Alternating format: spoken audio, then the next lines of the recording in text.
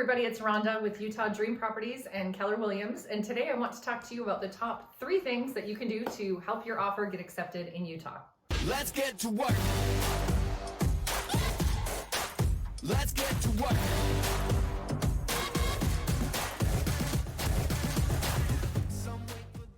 Today I want to talk about the 3 things that you can do to help get your offer accepted in Utah. And of course the market changes all the time. So this is we're like mid-April of 2024. So right now we're generally seeing, if you're 500,000 and below, we're seeing multiple offers on a lot of properties. And funny enough, even in the $1 million price point, there's so few properties on the market that fit your criteria. You might run into some multiple offers there too. So these are our top 3 tips. Number 1, and we've talked about this 100 times before, but it's so important. If you are not paying cash, then you want to have a pre-approval letter. You want to have all of that done up front. Don't look at houses. Don't wait until you find the one and then rush to do that. And then I'll tell you why. A couple things.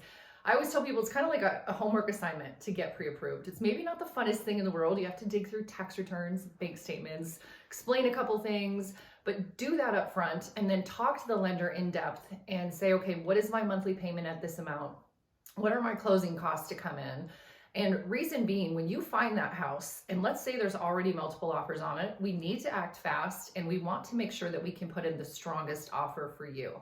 The other thing too with the pre-approval, of course you can use anybody that you want. Generally speaking, you're going to have a stronger just sense of confidence from the listing agent. If it is somebody local where they can just pick up the phone and call them, and I'm talking about the listing agent, they can pick up the phone and call them with your offer and just get some extra reassurance.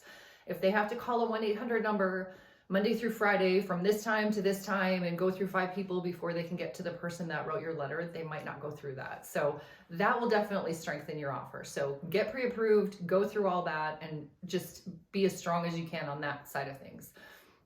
The second thing that we really recommend, we work with buyers and sellers. So we're about 50-50 on each. So we see a lot of offers come in on the listing side, and then of course we write a lot on the buyer side too. Listen to your agent. So I'll explain what that means. So if you are in a multiple offer situation and maybe the house was just listed, and we might tell you, hey, we spoke to the listing agent, they've got offers, they're waiting a couple more days and then they're going to review.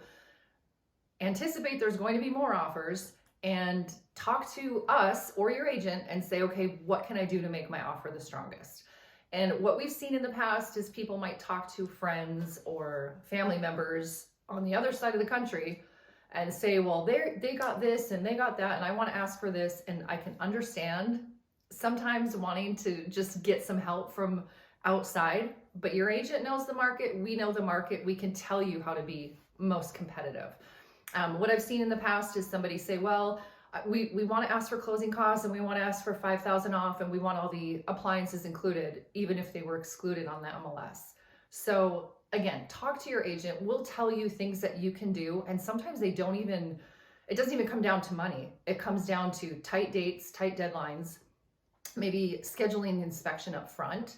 So what I mean by that is if we're submitting an offer on Friday, maybe we call the inspector and say, hey, we're anticipating we're going to accept, or we're going to have an offer accepted over the weekend. Can you guys get in and get an inspection done on Tuesday? And then when we submit your offer, we let them know the inspection's already scheduled. We've got tight deadlines. That doesn't cost you anything more because you're going to have an inspection anyway, but get it done quickly. And that gives the seller some confidence that you're going to go through.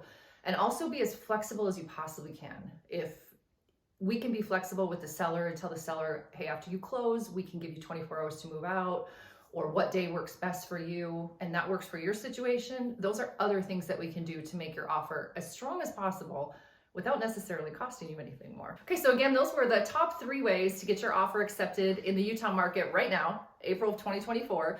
And again, today I really talked about more of a multiple offer situation because we are seeing that in our market.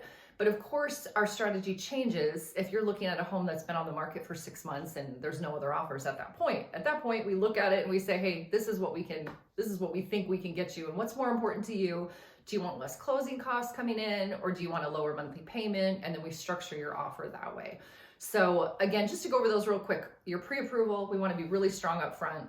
Flexibility, if we can go through and kind of let the seller know, hey, we can tailor our dates to meet your dates. So if a seller is purchasing another home and we have that information and we know they need to move on May 1st, maybe we want to close a day earlier, give them a couple days to move out. Those types of things really don't cost you anything extra. So again, we're always here to help answer your questions. Reach out. We've got our email, our website, text us, whatever's easier for you. We would love to be your resource. And also we put out new videos every Friday, so make sure to like and subscribe, and you'll be notified every time we put a new video out.